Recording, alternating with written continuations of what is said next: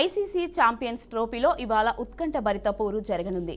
మధ్యాహ్నం దుబాయ్ వేదికగా భారత్ పాకిస్తాన్ జట్లు తలపడుతున్నాయి.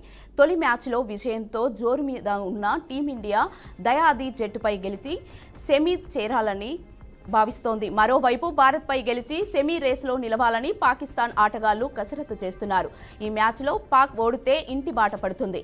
ఈ మ్యాచ్లో గెలిచి 2017 ఛాంపియన్స్ ట్రోఫీ ఫైనల్స్ మ్యాచ్కు పాక్పై ప్రతీకారం తీర్చుకోవాలని రోహిత్ సేన భావిస్తుండగా అదే సీన్ కొనసాగించాలని రిజ్వాన్ టీం చూస్తోంది.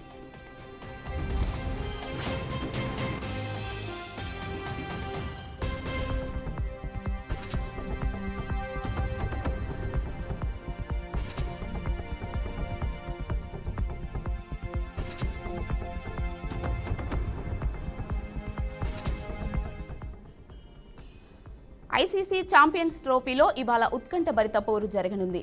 మధ్యాహ్నం దుబాయ్ వేదికగా భారత్ పాకిస్తాన్ జట్లు తలపడుతున్నాయి.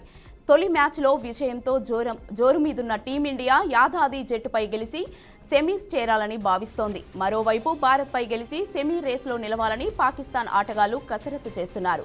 ఈ మ్యాచ్లో పాక్ ఓడితే ఇంటిబాట పడుతుంది. ఈ మ్యాచ్లో గెలిచి 2017 ఛాంపియన్స్ ట్రోఫీ ఫైనల్ మ్యాచ్కు పాక్పై ప్రతీకారం తీర్చుకోవాలని రోహిత్ సేన భావిస్తుండగా అదే సీన్ కొనసాగించాలని రిజ్వాన్ టీం చూస్తోంది.